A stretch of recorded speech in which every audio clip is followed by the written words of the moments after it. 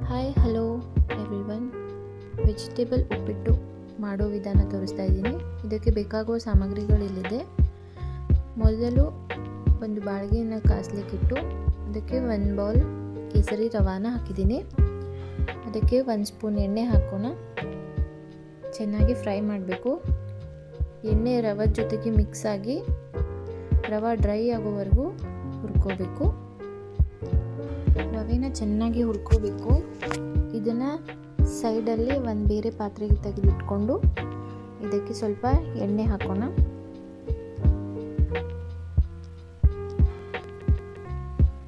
ಎಣ್ಣೆ ಸ್ವಲ್ಪ ಬಿಸಿ ಆದಮೇಲೆ ಇದಕ್ಕೆ ಸಾಸಿವೆ ಜೀರಿಗೆ ಹಾಕಬೇಕು. ಆಮೇಲೆ ಈರುಳ್ಳಿ, ಮೆಣಸಿನ್ಕಾಯಿ ಮತ್ತು ಕರಿಬೇವು ಹಾಕಿ ಒಂದು ಅರ್ಧ ಟೊಮೆಟೊ ಹಾಕಿ ಫ್ರೈ ಮಾಡಬೇಕು. ಆಮೇಲೆ ವೆಜಿಟೇಬಲ್ಸ್ ಆ್ಯಡ್ ಮಾಡಬೇಕು. ನಾನು ಹಸಿ ಕಡಲೆಕಾಳು ತೊಗೊಂಡಿದ್ದೀನಿ. ಹಾಕಿಬಿಟ್ಟು ಚೆನ್ನಾಗಿ ಫ್ರೈ ಮಾಡಬೇಕು. ಇದಕ್ಕೆ ಸ್ವಲ್ಪ ಆಲೂಗಡ್ಡೆ ಚೆನ್ನಾಗಿ ಕಟ್ ಮಾಡಿರೋ ಒಂದು ಆಲೂಗಡ್ಡೆ ಹಾಕಿದ್ದೀನಿ. ಆಮೇಲೆ ಕ್ಯಾರೆಟ್ ಮತ್ತು ಬಟಾಣಿನ ಆ್ಯಡ್ ಮಾಡ್ತಾಯಿದ್ದೀನಿ.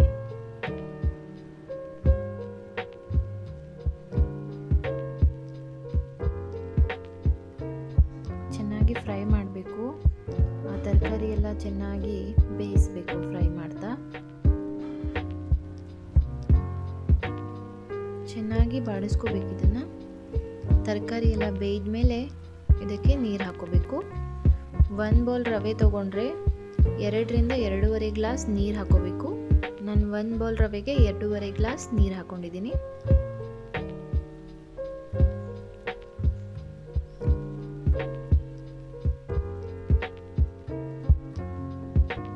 ಆಮೇಲೆ ನೀರು ಹಾಕಿದ್ಮೇಲೆ ಸ್ವಲ್ಪ 1 ಸ್ಪೂನ್ ಸಕ್ಕರೆ ಹಾಕ್ಕೊಂಡಿದ್ದೀನಿ.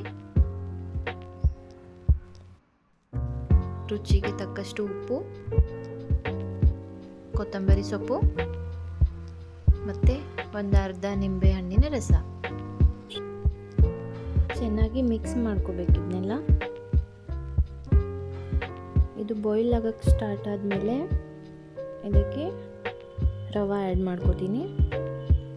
ಹುರಿದಿಟ್ಟಿರೋ ರವಾನ ಹಾಕಬೇಕು ಇದಕ್ಕೆ. ಆಮೇಲೆ ಸ್ವಲ್ಪ ಮಿಕ್ಸ್ ಮಾಡಬೇಕು ಚೆನ್ನಾಗಿ.